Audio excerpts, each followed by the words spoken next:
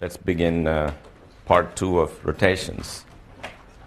I thought I should summarize for you the main points because you learned a whole lot of stuff, but you don't have to carry all that in your head. What I'm going to write down is the essential subject you should know. So we were going to do rotation of rigid bodies, which are forced to lie on the xy plane. They have some shape. And here are the main ideas you should know. You first pick a point around which you want to rotate the body by driving a little skewer through that. That's the point of rotation. Then here are the things we learned. First of all, the body has a mass m, which is the simple thing. You put it on a weighing machine, that's the mass. Then it has a moment of inertia, which if the body were made of a discrete set of points, would be the mass of each point, m sub I, times the square of its distance from the point of rotation. For a continuous distribution of matter like this one, the sum is replaced by an integral.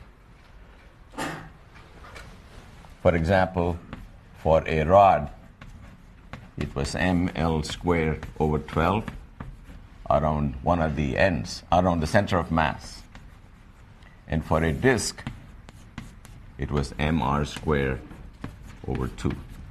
So everybody has a moment of inertia. Here is the important caveat. With respect to a particular point, there is nothing called the moment of inertia, because depending on the point, these distances will vary. Okay, then if you want the rigid body to start doing interesting things, you want it to move around, it'll have an angular velocity omega, which is the rate at which it goes round and round. It's the usual frequency times 2 pi, because 2 pi radians are a full circle. Then it has an angular momentum, which is the analog of the mass times the analog of the velocity, which is universally denoted by the symbol L. Then if you want to change this angular momentum, it's like asking, how do you change the ordinary momentum of a particle? You apply a force. So now we apply what's called a torque. And the torque is the reason the angular momentum changes. That's the analog of force is the reason the usual momentum changes. I remind you, P is mv, so it is really mdv dt equals ma.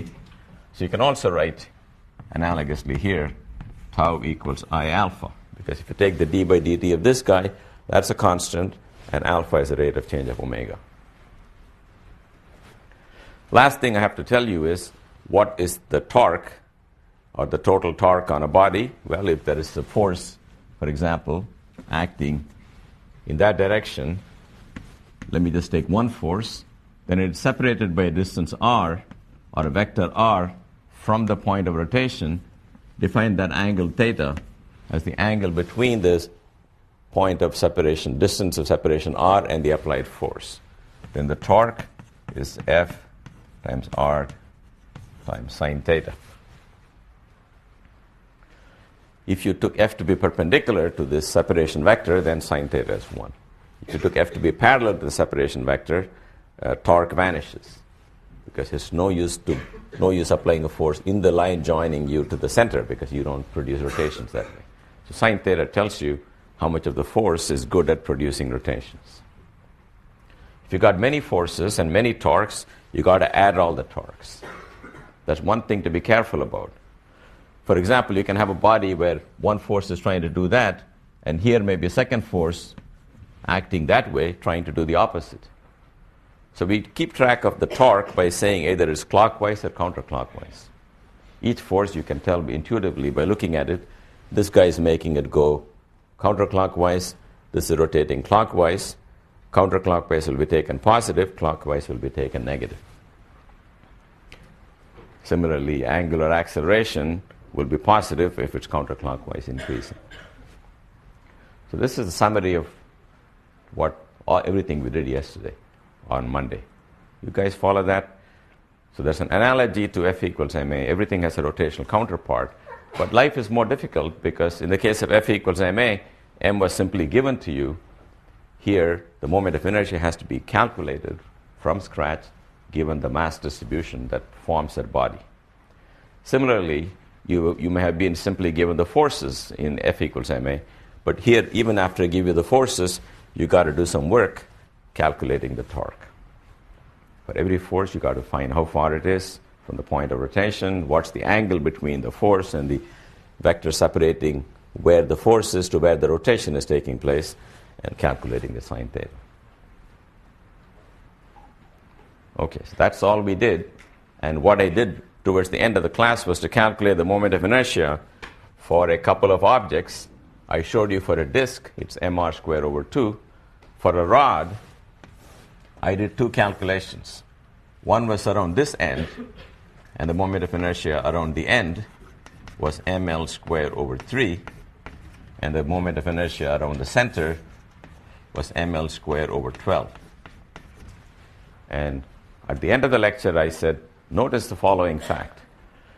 The moment of inertia through the end and the moment of inertia through the center of mass are related in a very simple way, which is the moment of inertia with respect to the new point is moment of inertia with respect to the center plus the mass of the entire rod times the square of the distance, L over 2 squared, separating the axis going through the center of mass and the new axis.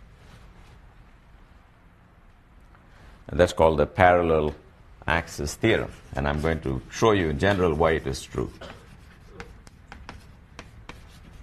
The parallel axis theorem says that if you know the moment of inertia through the center of mass, you are done.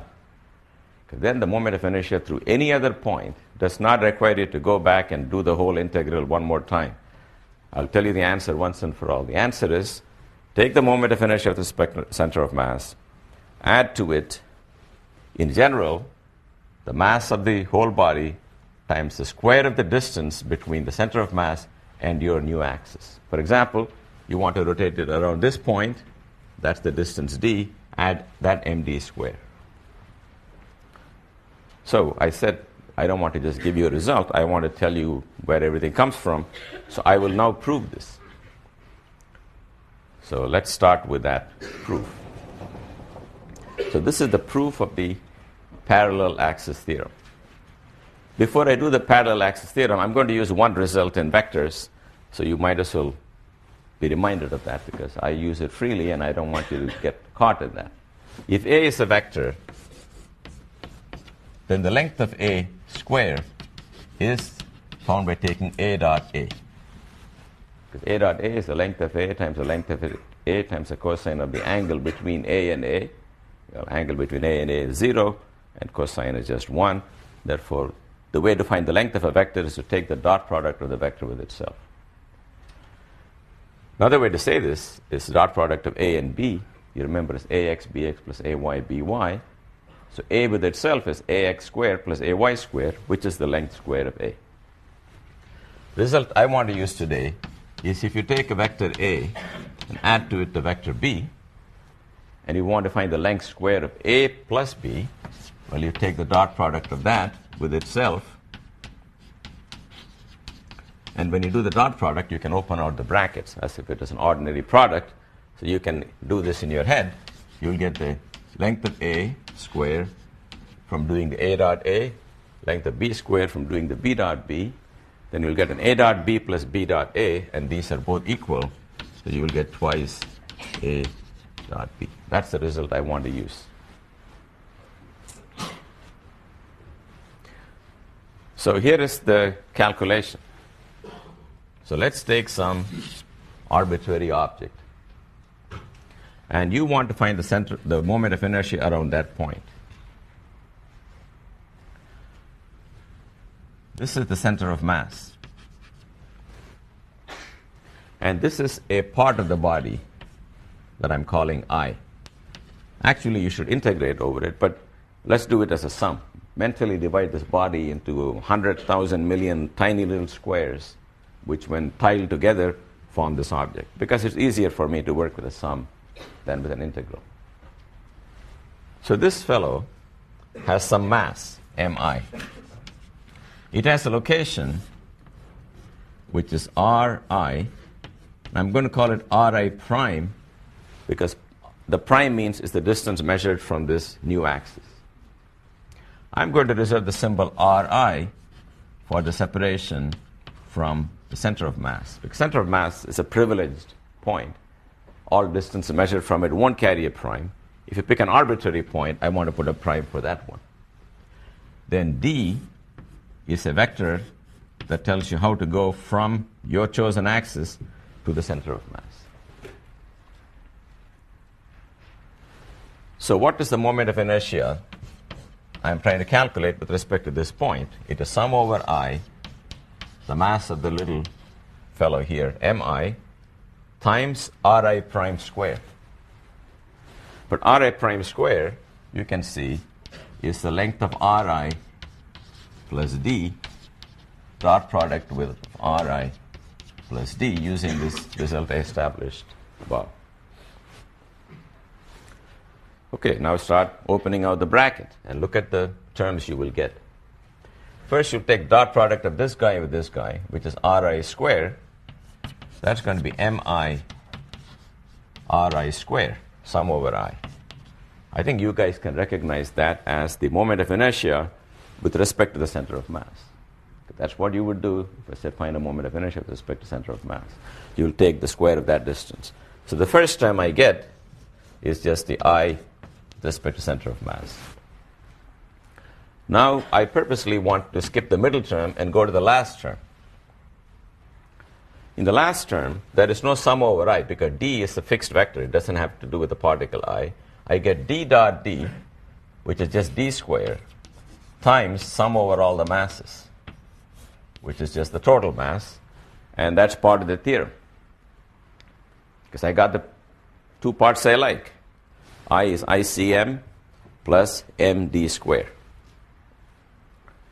The trouble is, I got what I want, but I got more stuff. I got to hope that the stuff I don't want will go away. Okay, it's like putting a washing machine or something, and when you're done, you find 3 or 4 parts on the ground. You don't know why they're there.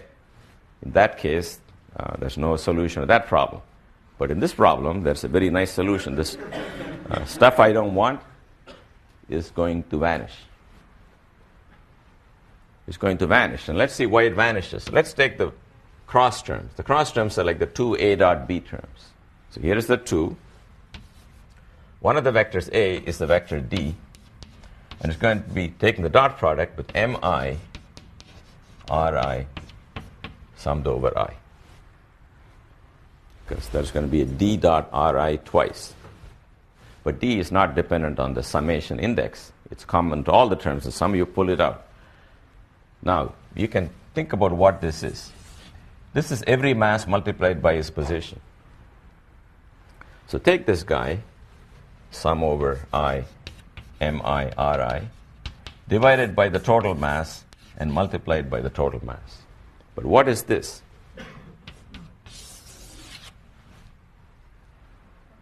Yep, that's the center of mass. But that's the center of mass in a coordinate system with the center of mass as the origin. So you will get 0. If I use this as the origin, take mi Ri, that's the center of mass. It will have some coordinates from that origin. But these Ri's are all measured from the center of mass itself.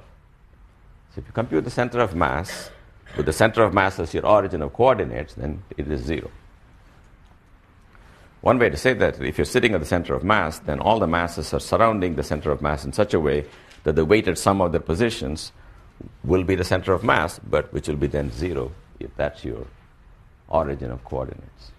That's the reason this will vanish. This is a very useful result.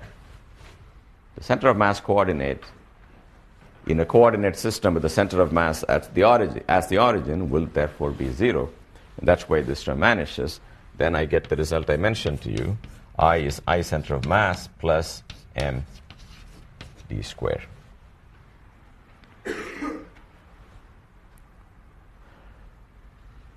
And the rod was a special case of this, where I put d equal to L over 2 to do that example. But this is generally true. Okay. One place where you may find the result useful is the following. Let's think about the moment of inertia of a coin or a disk. If I want the moment of inertia through the center, I showed you how to calculate it. You divide it into concentric rings. The answer for each ring is simple. You do an integral, you get mr squared over 2. But suppose I say, I want the moment of inertia through that point. You know what I mean? Stick the pin through that and rotate it. It's some wobbly motion. It will perform with that as the center. Moment of inertia through that point, if you just went back to basics, is very hard to calculate. Because you can try your little trick with concentric circles. That'll be nice. That'll be nice. Then you'll run to the edge. And after that, the circles are not really full circles. And depending on how far you go, you take different fractions of a circle. It's not easy to do that summation.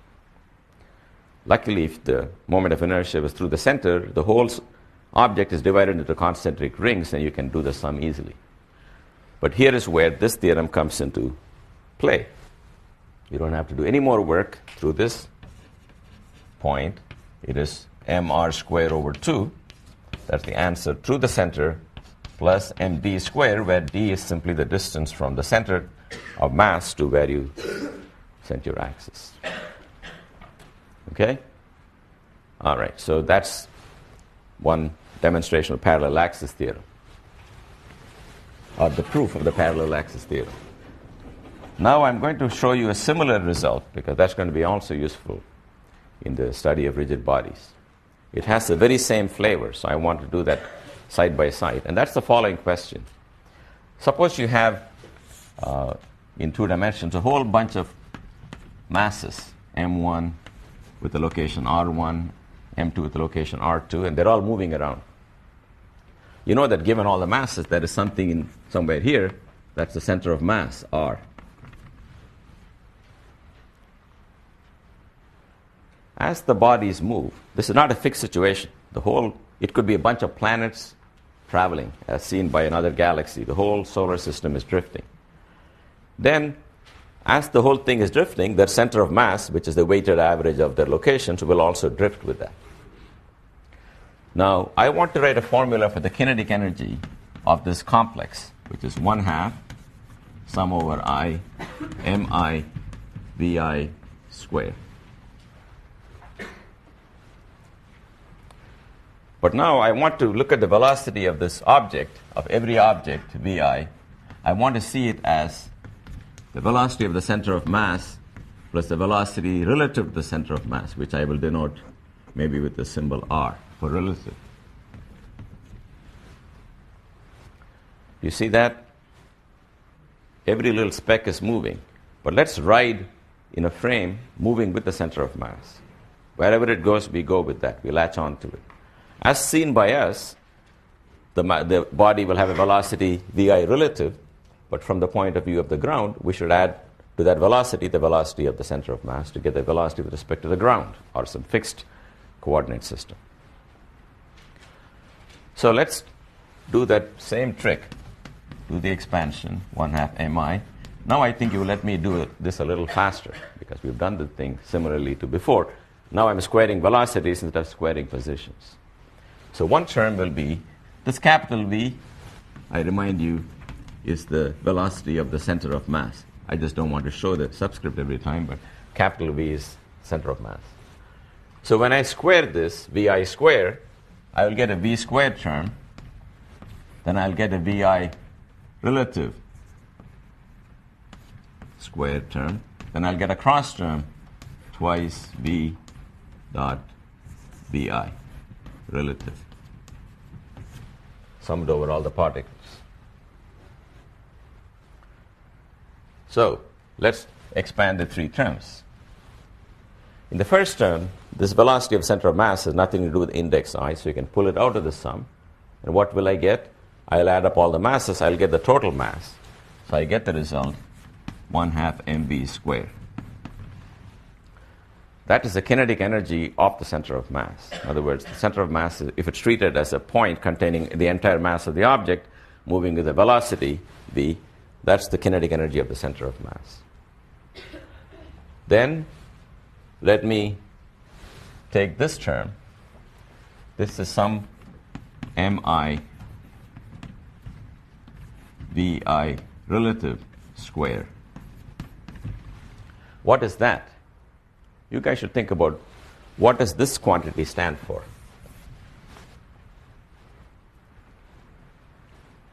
Can you tell me what it stands for? Yeah. The kinetic energy of the objects relative to the center of mass? Yeah, by that it means if you are really traveling with the center of mass, and you made a measurement on how fast everybody is moving, this is the energy you will attribute to these particles.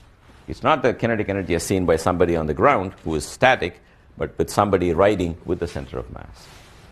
So this is the kinetic energy relative to center of mass. We can give it some name. It's whatever it is. But once again, the cross terms are going to vanish. That's what I want to show you. Let's look at the cross term. The 2 cancels the half.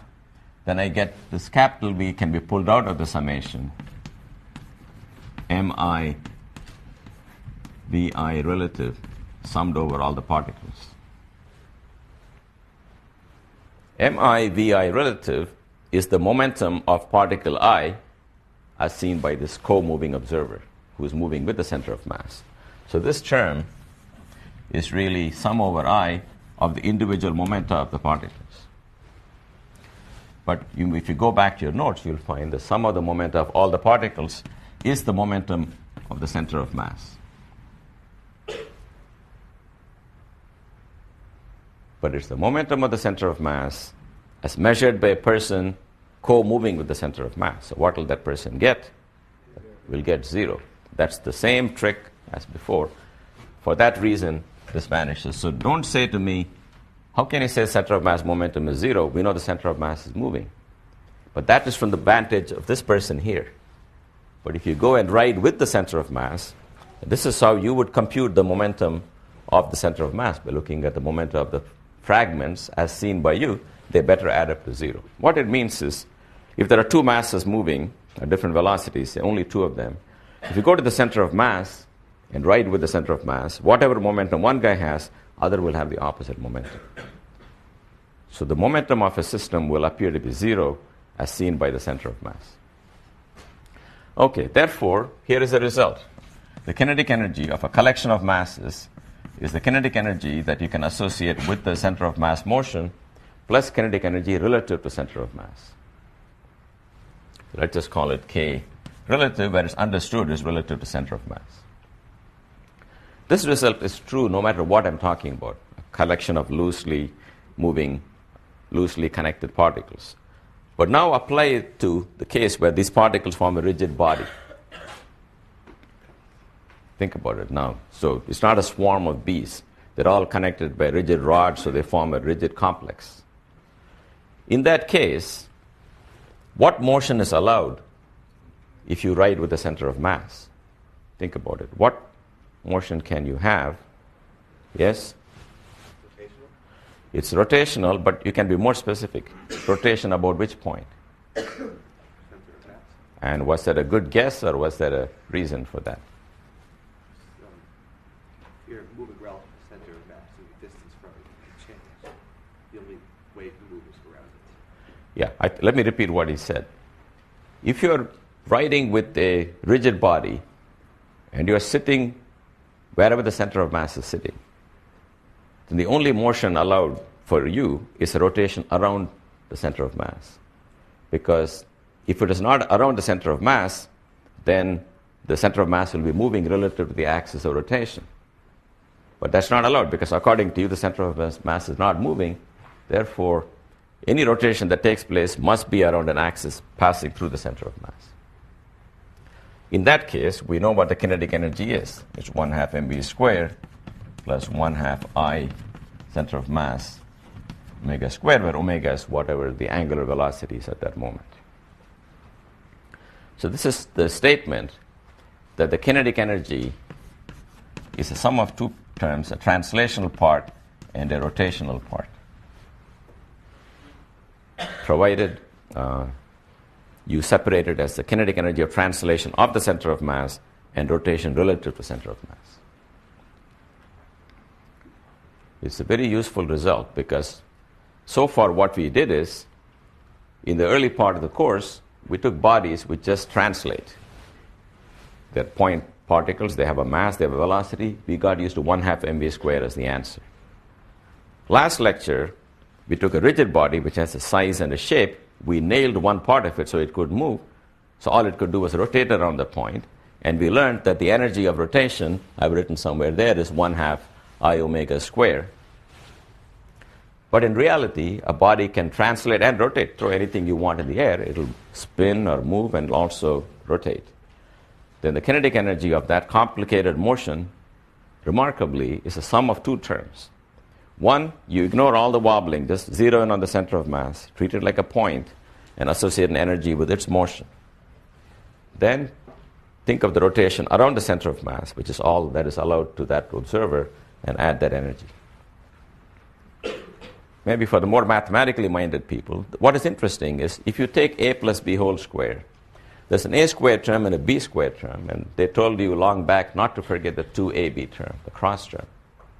The fact is the cross term always vanishes both in that derivation and this derivation. It has to do with the fact that the point that I'm talking about is not any old point, but the center of mass. So long ago, when you learn about center of mass, you say, why did people think of this notion?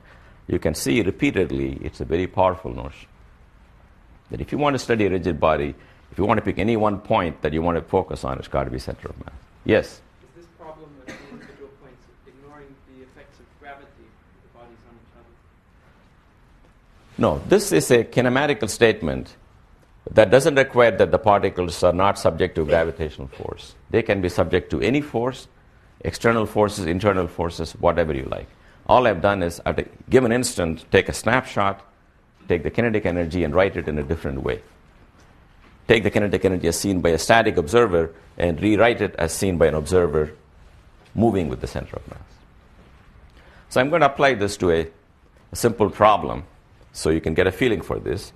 The simple problem is going to be a disk. You can think of the problem as either a disk or as a cylinder. Cylinder is just a disk with a certain thickness. So a disk is like a coin and the cylinder is a stack of coins. But the moment of inertia for a disk or a cylinder is the same. Do you guys understand that? If I took one coin, it's got mr squared over 2. Let me put a second coin on top of it and rotate them through the same axis. Well, it's mr squared over 2 for this guy plus mr squared over 2 for that guy. Then it's equal to the total mr squared. So for cylinder or a disk, moment of inertia is just mr squared over 2 through the center of mass. Okay, just remember that. Now let's take this disk, which is sitting now, and give it some energy of motion.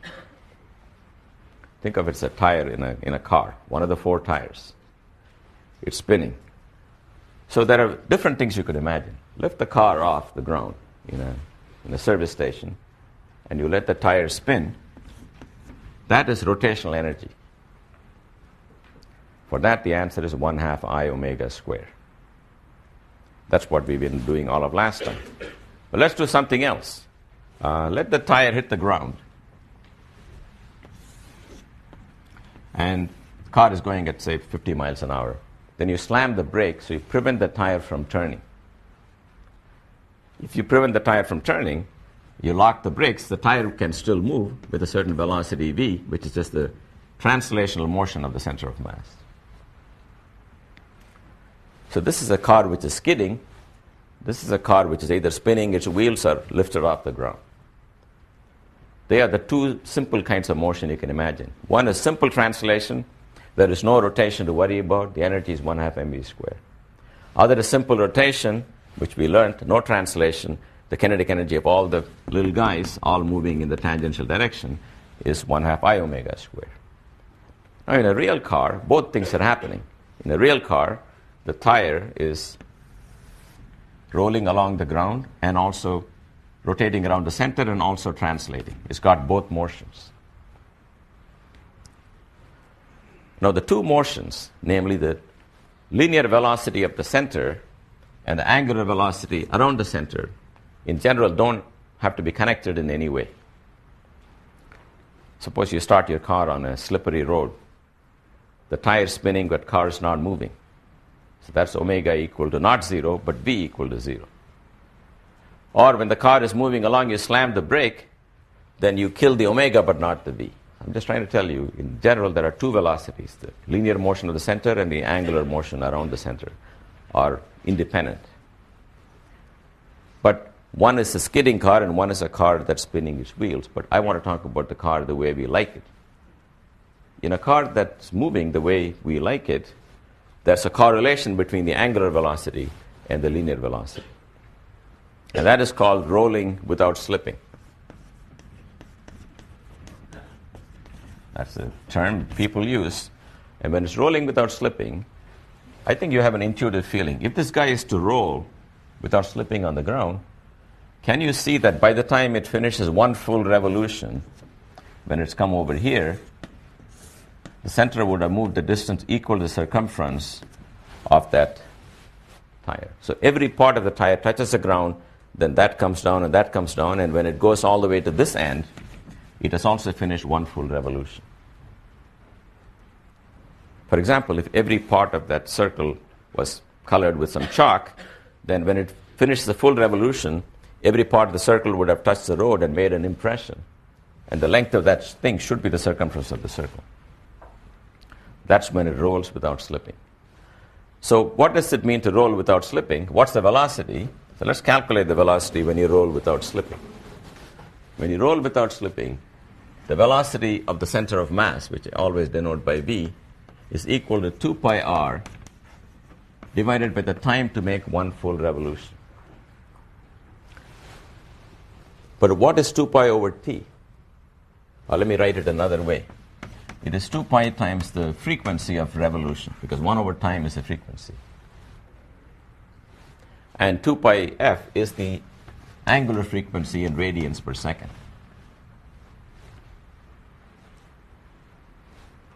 So here is the connection between linear velocity and angular velocity if you're rolling without slipping.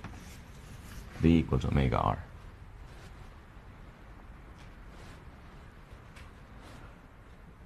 All right? So in general, v and omega are independent, but rolling without slipping refers to a particular situation. Now, in that case, let's find the kinetic energy of an automobile tire that's rolling without slipping. So what do I want to get?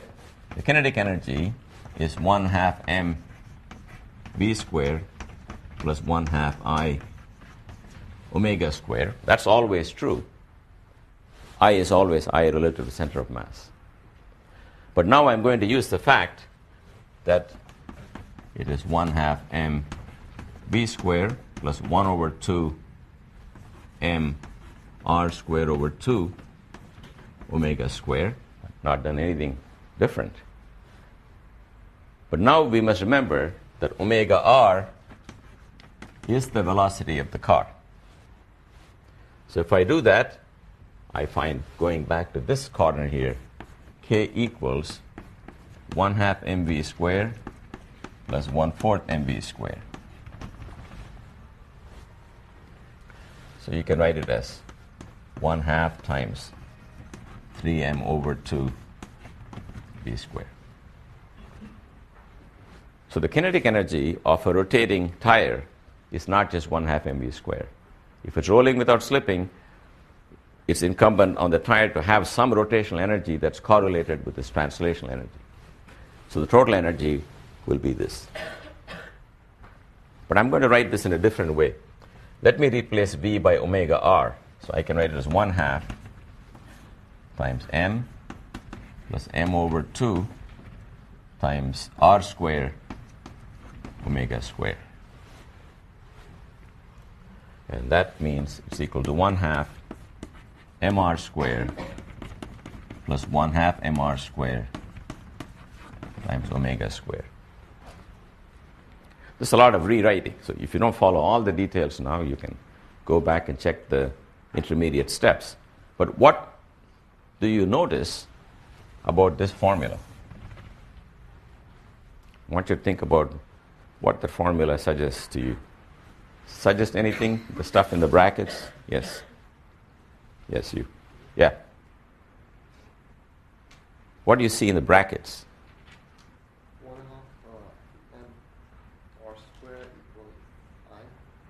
That is I. We got to be more specific than just saying I. That's correct. So this term is a moment of inertia with respect to center of mass. And this looks like what now? Yes, somebody in the last row. Yes. Moment of inertia of a hollow disk. Or of like a hollow ring. Not a hollow ring, but I'm having something else in mind. Yes. The moment of inertia from the point of the tire touches the ground. Right. Let me repeat what he said. If you ask me, what's the moment of inertia of the tire with respect to this point, what will you do? You'll do the parallel axis theorem. The parallel axis theorem will give you mr square over 2 for the moment of inertia through the center, and an extra md square, which now becomes mr square. So this is really 1/2 I, what shall we call it? Road or something? It's up to you. You can call it whatever you like. It's the moment of inertia with respect to this point of contact on the road.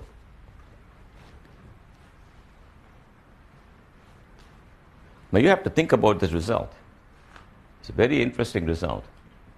It is telling you the entire energy of this tire is as though it is rotating around this point with angular velocity omega. Forget translation, it's just a pure rotation around this point. Now when it's rotating around the point, it means that point cannot be moving. And I will now convince you that that is actually true. If you look at your car tire, how fast are the different parts of the tire moving? The car as a whole is moving at a speed v. On top of this, the tire is spinning. So if you take a point here, to that v, you got to add an extra tangential velocity, which is v plus omega r. But that just happens to be 2v. If you come to the bottom part of it, as seen by the car, it's moving backwards at this velocity, minus v. Add to that the speed of the car, you get 0. In other words, the top of the tire is moving along the car with the same velocity at the center. The bottom of the tire is moving opposite to the car with the same velocity at the center. So its real velocity as seen by the ground is 0. So this is a very surprising result. A car going past you at 200 miles an hour, there is a part of the car that has 0 velocity relative to the ground. It's not obvious. The zooming car has one part of it that's not moving at all. It's not the same part, otherwise the car really is not moving. But at every instant, the part of the tire that touches the ground has 0 velocity. I hope you understand why. It's a cancellation of the central motion, of the overall motion with the rotational motion. You can see the rotational motion on the top adds to the speed of the car. Rotational motion in the bottom subtracts from the speed of the car. And if you write v equals omega r, the two precisely cancel here and double there. So if the bottom point is at rest, then the only thing the car can do is to rotate around that point. And that's the reason why the energy comes out to be purely rotational energy around the center.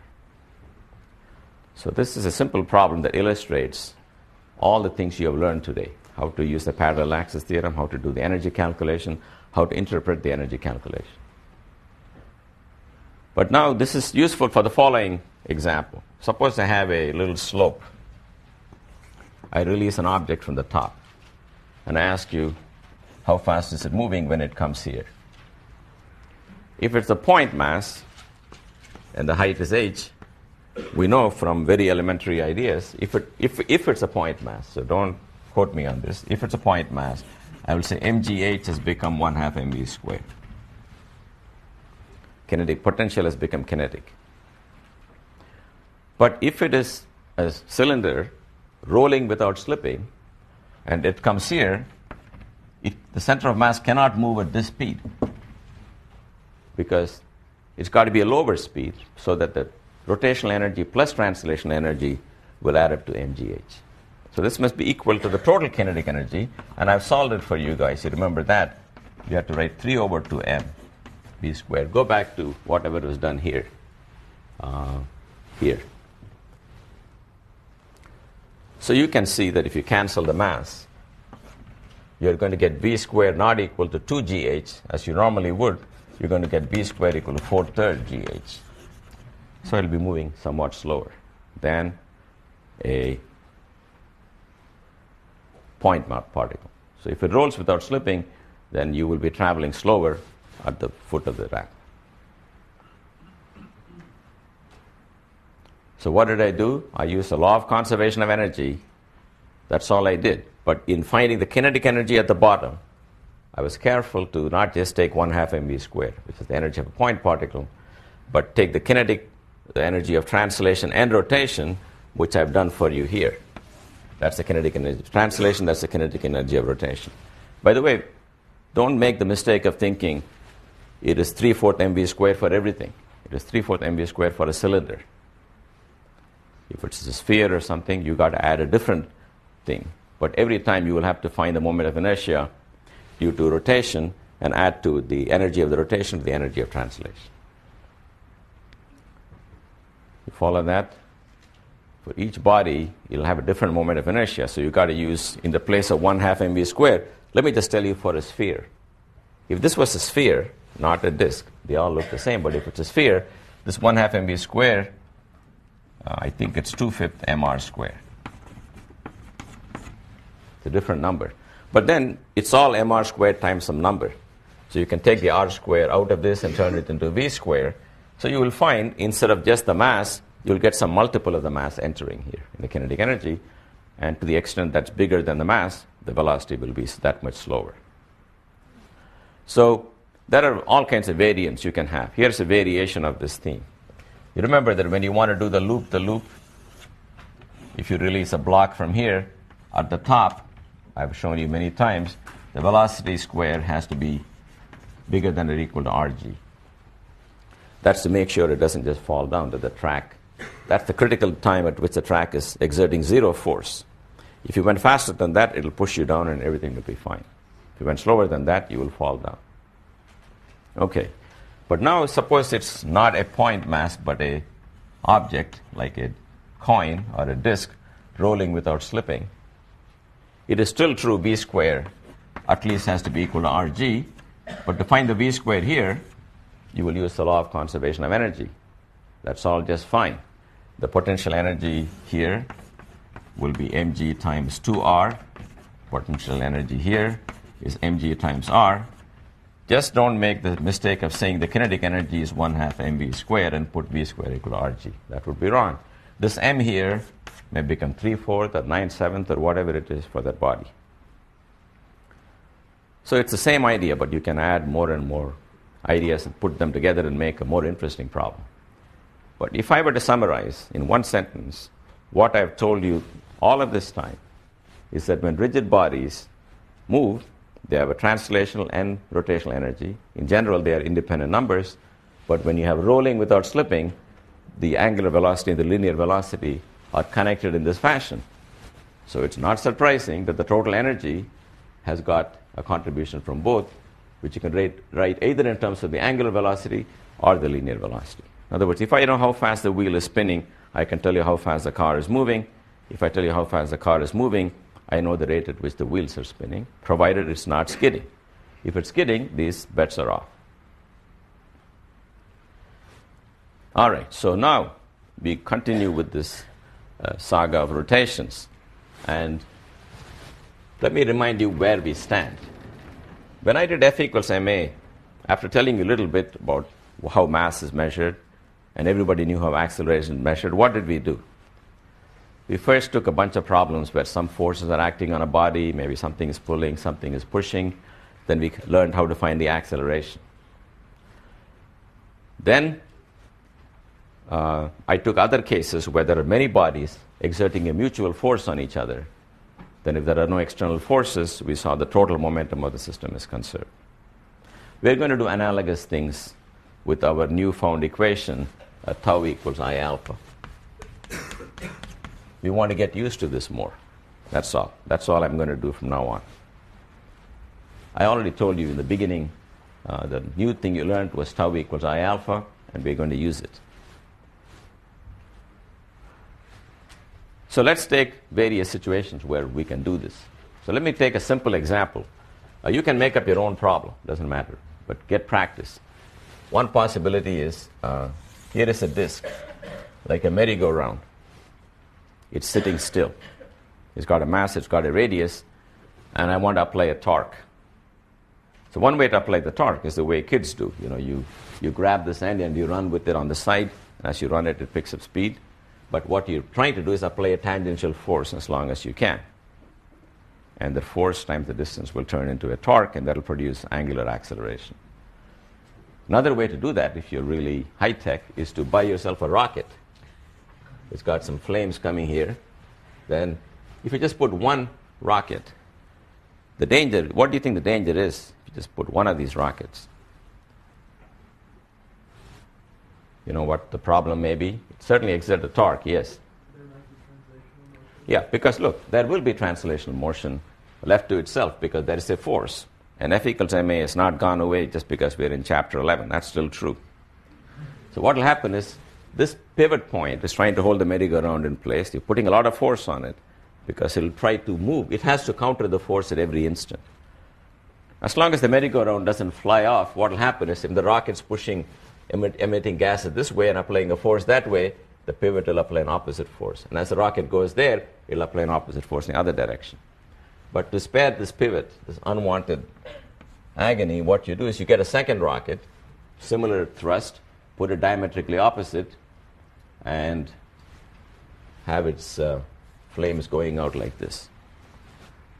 So when you buy a rocket, they will tell you, this rocket has a thrust of so many newtons.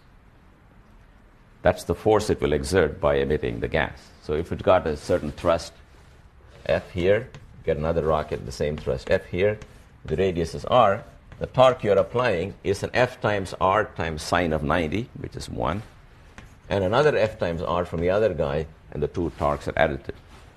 That'll be the torque. Then the rest is very easy. What's the angular acceleration of this guy? It is 2Fr divided by the moment of inertia, which in this case is mr squared over 2, if it's a disk. What if I put some passengers on this?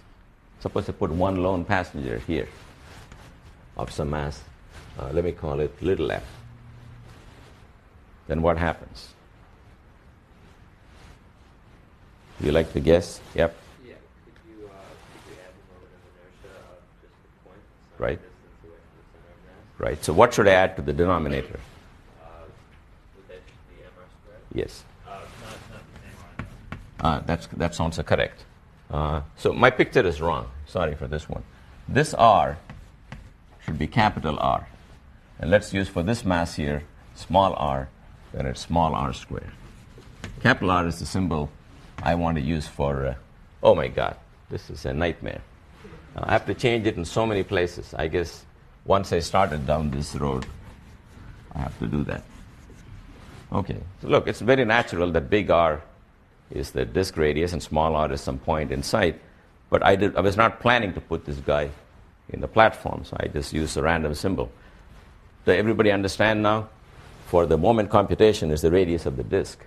For the moment of inertia of the little person we put on is little r squared. Okay, so that's the simplest example of using tau equals I alpha. Once the rockets start burning, you got this alpha.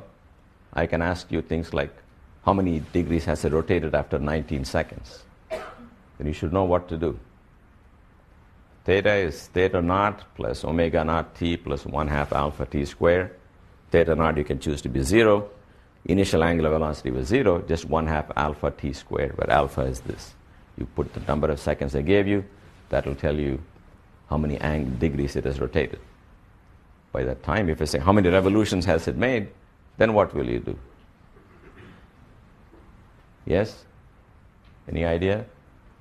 Yep. Divide by 2 pi. Yes, 2 pi is 1 full revolution. These are things you must know. Okay, then if I say what's the angular velocity after 36 seconds? Well, it's alpha times 36. So these are simple problems. So now I'm going to do slightly more complicated problems. Here is the first complication you can have. There is a pulley and there is a mass. I better get everything right here. This is, let's call it little m, let's call the radius r, and mass big M. And I just let go of the mass. And the question is, what's the acceleration of this mass?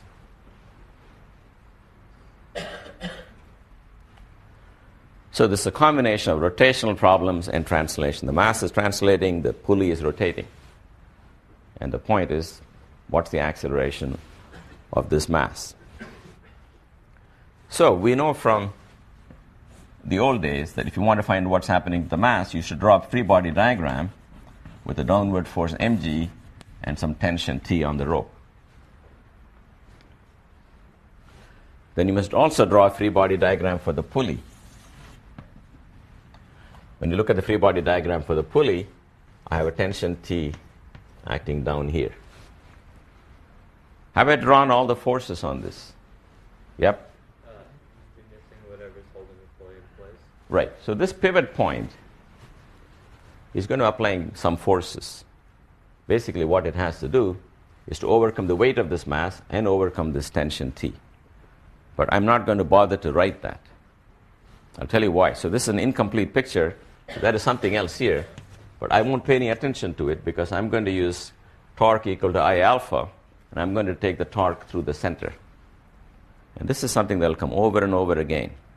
If you take a torque through a certain point, the forces acting through that point, they don't get to contribute. Because in the formula for torque, Fr sine theta, R vanishes and the forces don't do anything. That's why I don't pay any attention to what the pivot is doing. This T is trying to rotate it this way, and I know that T times R is the torque, and that's going to be mr squared over 2 times alpha. But alpha is the angular acceleration of this guy. For the mass, it is mg minus T equals ma.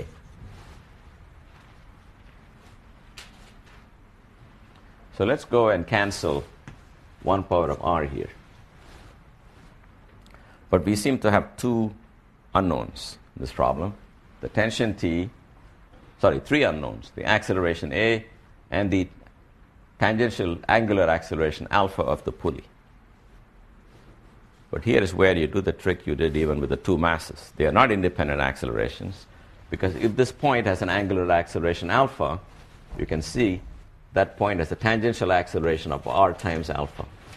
That has to be the acceleration of this mass also, because the rope is being given out at a certain rate, and that's the same. So the mass can go 1 inch only if the pulley turns by a corresponding amount to release 1 more inch. So the tangential velocity of the point here is the velocity of the mass. The acceleration of that contact point is the acceleration of this.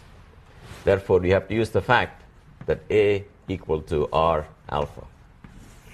A is really what I called A tangential in the first lecture. So if you do that, you can see that this R times alpha is just A. This combination becomes A. Now I'm ready to add these two equations. Minus T and plus T cancel, giving me mg equals A times m plus m over 2.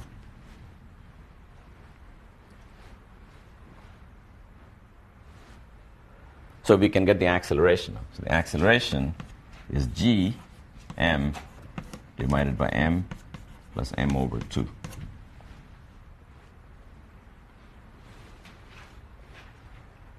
So does it make sense? When you get a calculation like this, you can test in many ways. First, if the pulley is massless, capital M vanishes. Forget it downstairs. Cancel little m with little m, and you get A equals G. That's the correct answer. It's just falling down freely. Now I'm going to subject it to another stringent test. Suppose I ask you, suppose it's got a distance h through which it can fall. How fast is the block moving when it hits the ground? Just before it hits the ground, what's the velocity? So you have to think about what ideas you will invoke to do that. Is the acceleration constant, first of all? Yes, gentleman in the back said yes. Anybody know if it's constant or variable? How many people think it's constant? Okay. See, I don't know what you guys are thinking. So I'm always worried whether your silence means you have no idea what I'm saying or it's so obvious you don't want to tell me.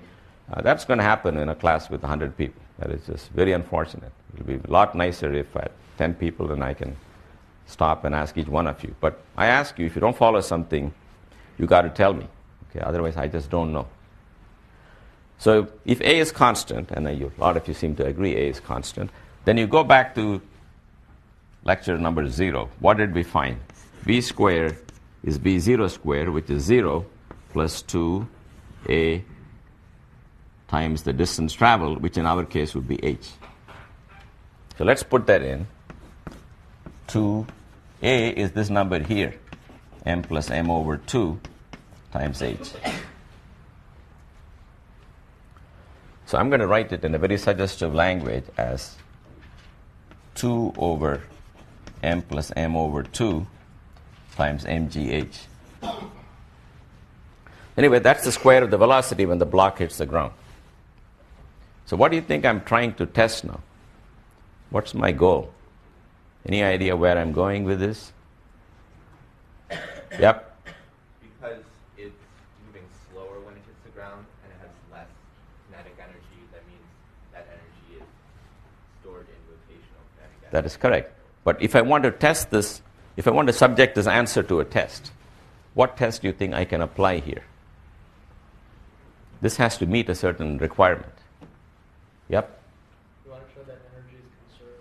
I want to show that the energy is conserved. There is no friction, nothing in this problem. So if you want to say energy is conserved, we know what we want. We want mgh has to be the kinetic energy of all these objects, right? So go to my answer. Here is mgh. Let's send all the other stuff to the left-hand side. If I do that, I get m over 2 b squared plus 1/2 m over 2 b squared equals mgh. All I've done, guys, is to transfer this fellow to the other side. Well, mgh is wonderful. That's my initial potential energy. There was no kinetic energy. Nobody was moving. This is clearly the kinetic energy of the mass. And the last thing is this the kinetic energy of the pulley? I think by now you recognize this is the kinetic energy of the pulley. If you're not convinced, I can replace this V by omega r and bring the r squared in here and write this last term as 1/2 mr squared omega squared, which is the kinetic energy of the. So you've got to understand the linear velocity of the mass and the angular velocity of the pulley are connected, and the connection factors always are.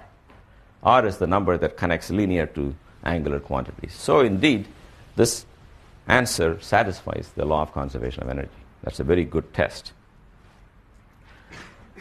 Now you can have variations of this problem. I don't want to do too many variations. In fact, I'm just going to draw it in the corner of the board, and I don't feel like pursuing it because there is a limit to how many things can be done in the class. So here is a pulley, and here is a mass.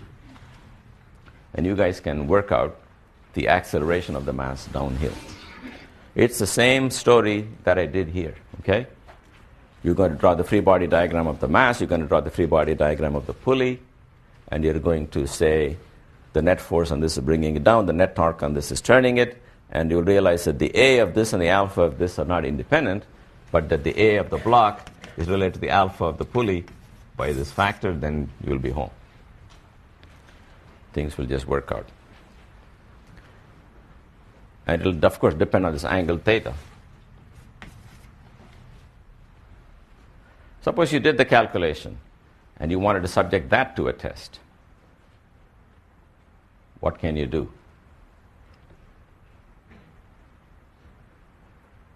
Yep. Well, you can still use the conservation of energy result you got, so you have to consider the work done by energy. There is no friction. So what he's saying is you can use the law of conservation of energy. For example, if this dropped a certain height h from that height to the ground, your answer should satisfy the condition that mgh was equal to the kinetic energy of the mass and the pulley at the end of the day, and your answer will satisfy it. Another thing you can do is if this angle theta goes to 90 degrees, look what happens. If theta goes to 90, you forget about the block. It is just falling freely, and that's the previous problem. You can check if the answer you get agrees with the previous problem. So I'm just teaching you that it's good to have constant checks on the problem. One way to check the calculation is to go back and do it again.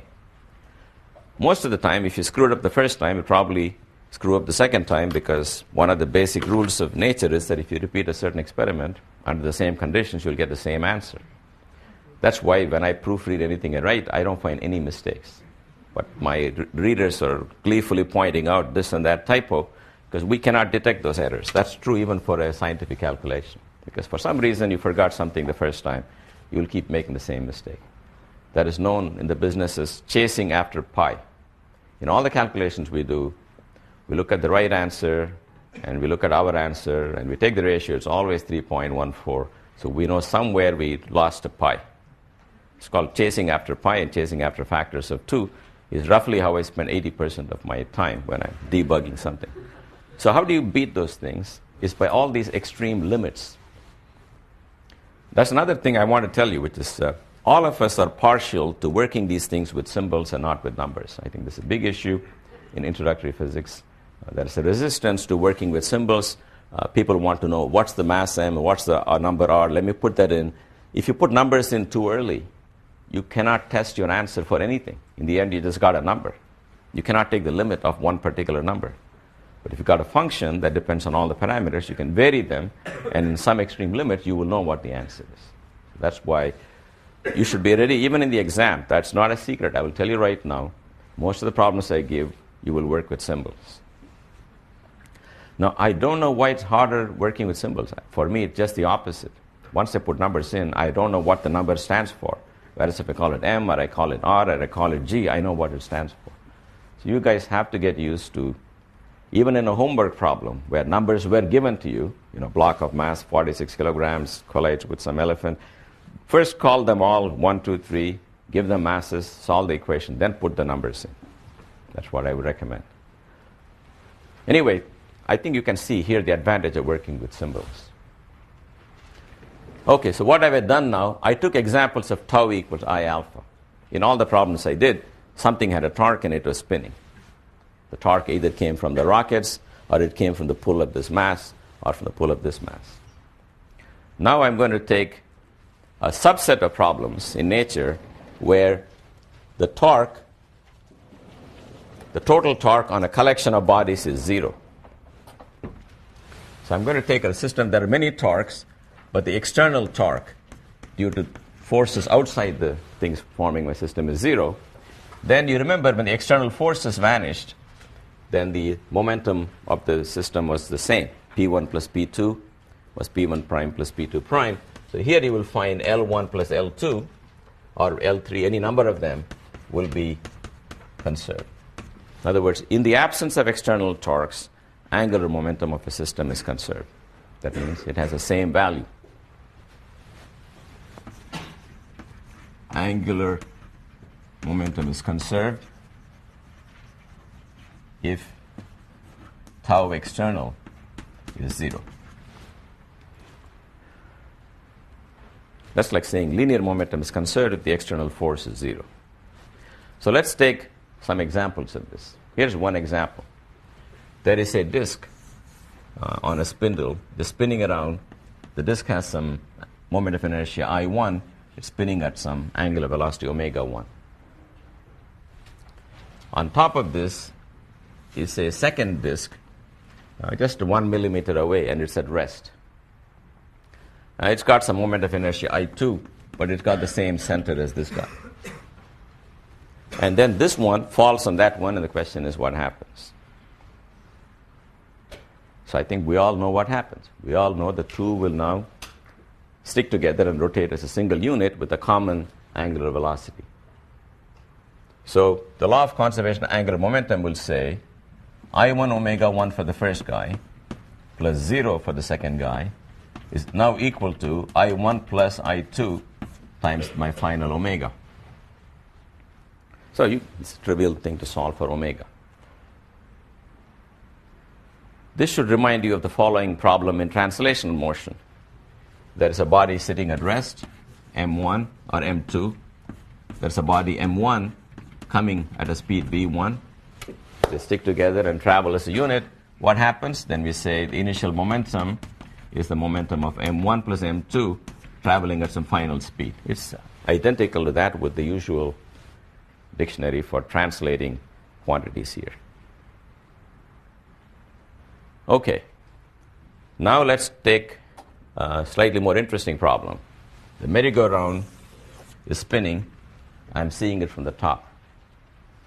It's got some angular velocity angular momentum I1 omega 1 because of moment of inertia and angular velocity.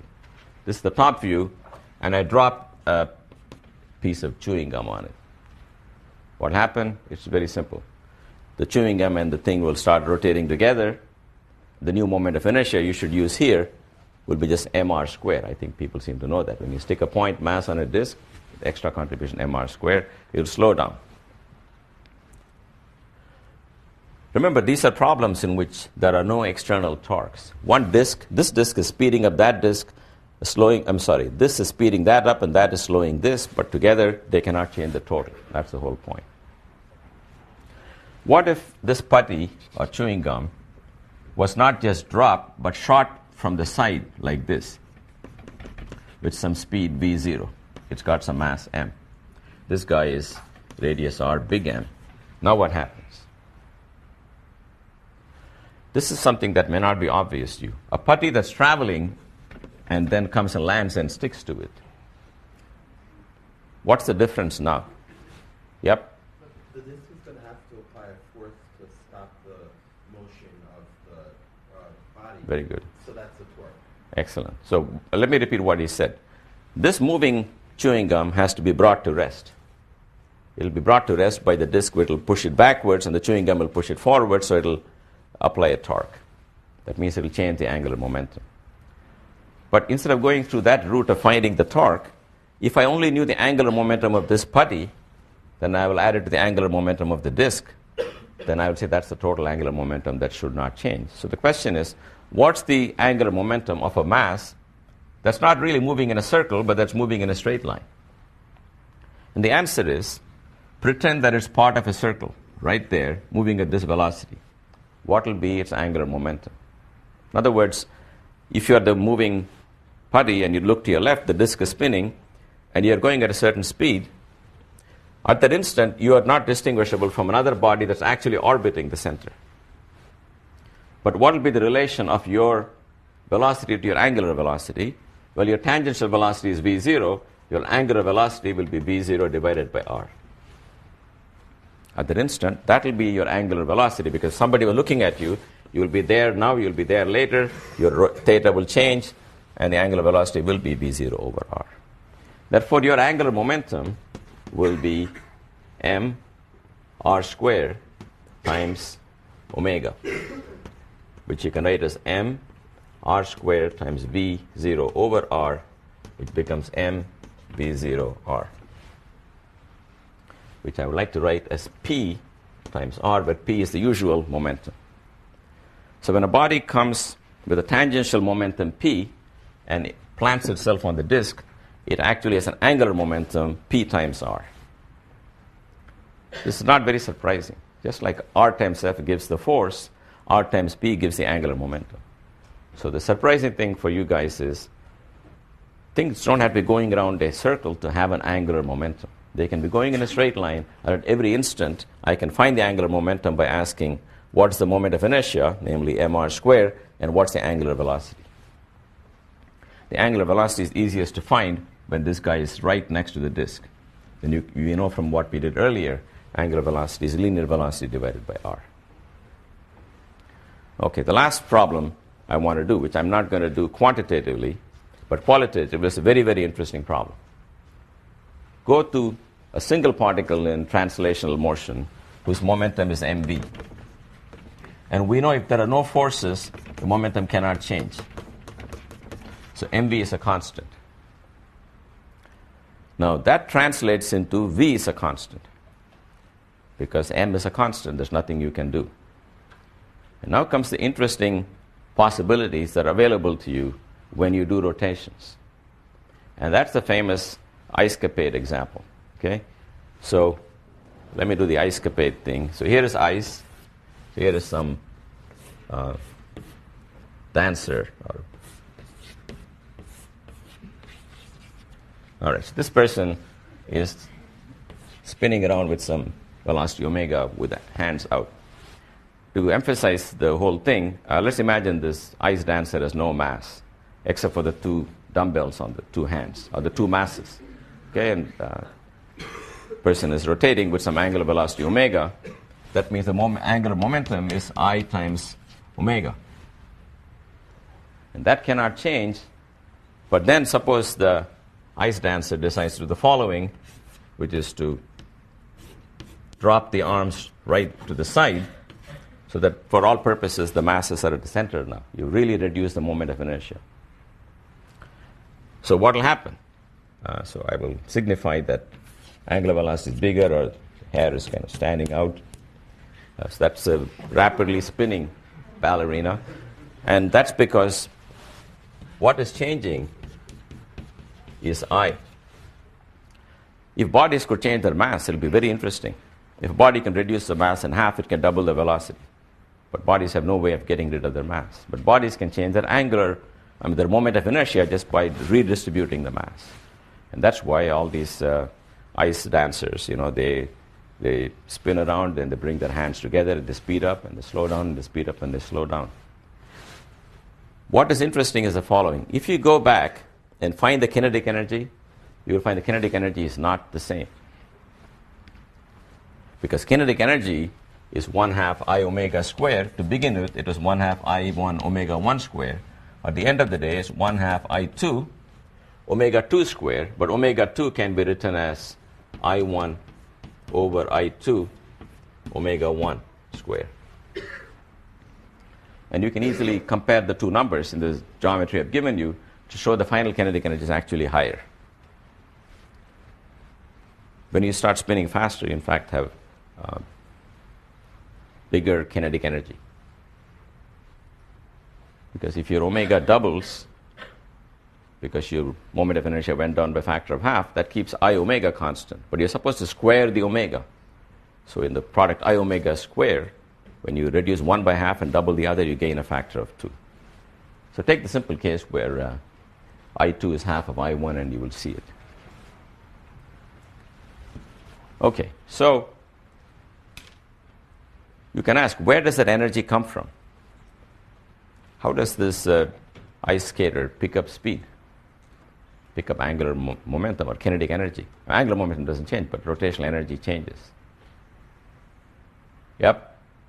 Like a sort of potential, like angular energy of some sort of thing. You can do this without invoking any new concepts, using this old concept. You just go back and say, look, I know only one rule in this game. If the energy went up, then what? Yes? The system itself is performing work on different elements of the system. So that work is increasing the... But who is doing work? The skater is doing work by bringing together the barbells she's carrying. Yeah. And why is that take any work? Because the gravity is pulling you down. You're moving perpendicular to gravity. So why are you... You had an answer in the last row? Yes? Doing work against gravity. No, but see, you're not doing work against gravity because you're not changing the height of those barbells.